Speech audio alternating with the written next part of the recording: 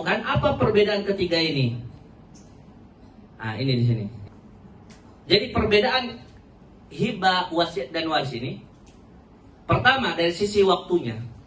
Hibah itu dilakukan ketika hidup. Jadi kalau kita mau hibah ya ketika hidup.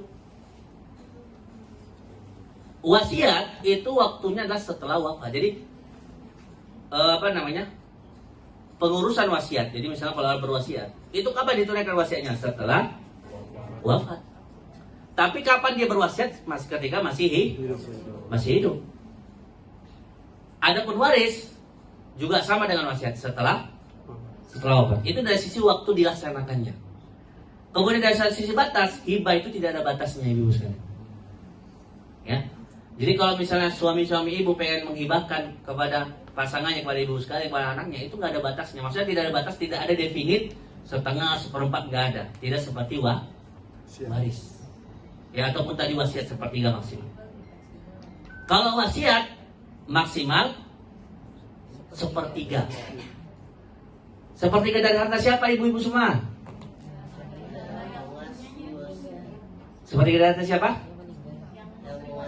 Dari yang berwasiat tentunya, bukan dari sepertiga harta tetangga kita ya, bukan ya. Itu ya. Ya, jadi sepertiga harta yang berwasiat.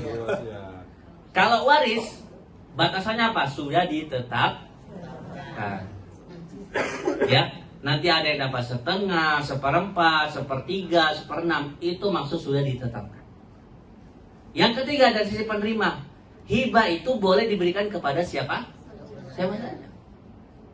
Pasangan, ya, suami istri ke suami, ayah ke anak, gitu ya. Kalau kemarin lagi rame hari guru kan? Ya. Dari murid ke guru ya. Tapi ada yang protes, biasanya guru itu dapat hanya wali kelas saja, sedangkan guru banyak ya. Makanya berubah jadi wali kelas ya. Jadi siapa saja silakan mau hibah, nggak ada, silakan, nggak ada. Bahkan hibah itu dianjurkan sekali ketika ingin mendapatkan menumbuhkan rasa cinta. Kata Nabi apa? Tahadu tahabu. Salinglah kalian memberikan hadiah, maka kalian akan saling mencintai. Jadi salah satu, Nabi sudah ngasih tahu kiat untuk menumbuhkan cinta di antara seorang muslim, apalagi pasangan, saling memberi hadiah. Ya, saling memberi hadiah. Sering beri, Mama.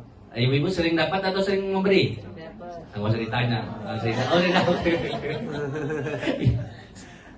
Kalau wasiat itu hanya berlaku kepada selain ahli waris.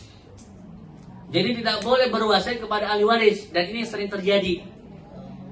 Misalnya dia berwasiat, orang tua berwasiat, nanti kalau aku wafat rumah yang ini buat munakku ya, yang A sebulan, yang rumah B untuk sebulan. Nah itu tidak boleh hukum asalnya. Ya, artinya apa? Wasiat itu hanya diberikan kepada selain ahli waris. Siapa contohnya? Di antaranya siapa? Guru ngaji misalnya. Guru ngaji langsung enggak ya. Yang biasa ditanya ini solusi kalau ada misalnya Ustadz, bagaimana cara memberikan harta kepada anak angkat misalnya. Anak angkat kan bukan ahli waris, boleh gitu. Atau misalnya begini,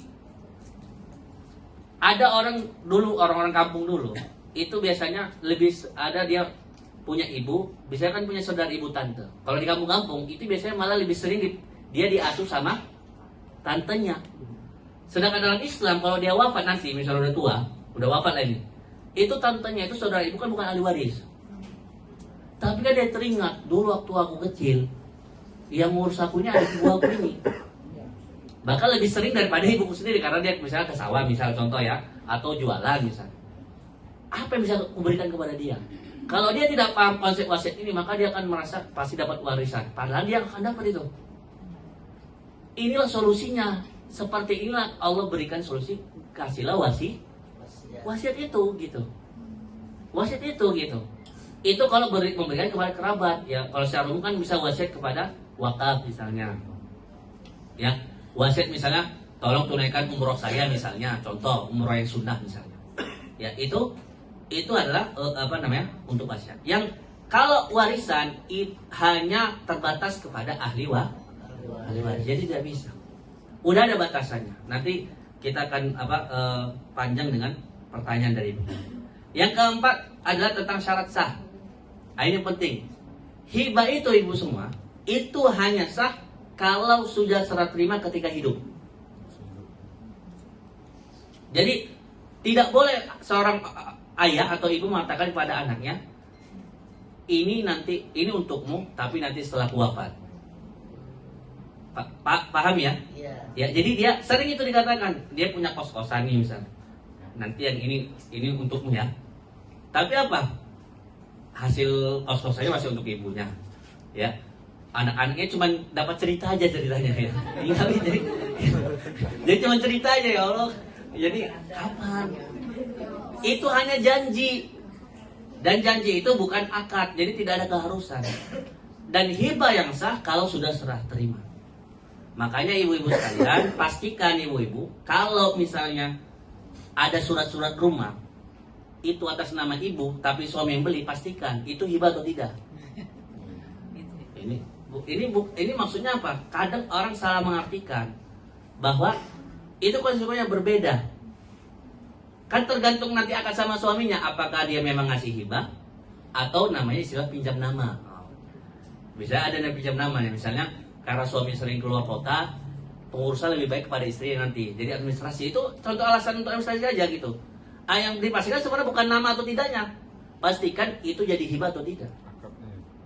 Kalau hibah berarti nanti kalau suami wafat itu tidak termasuk warisan suami.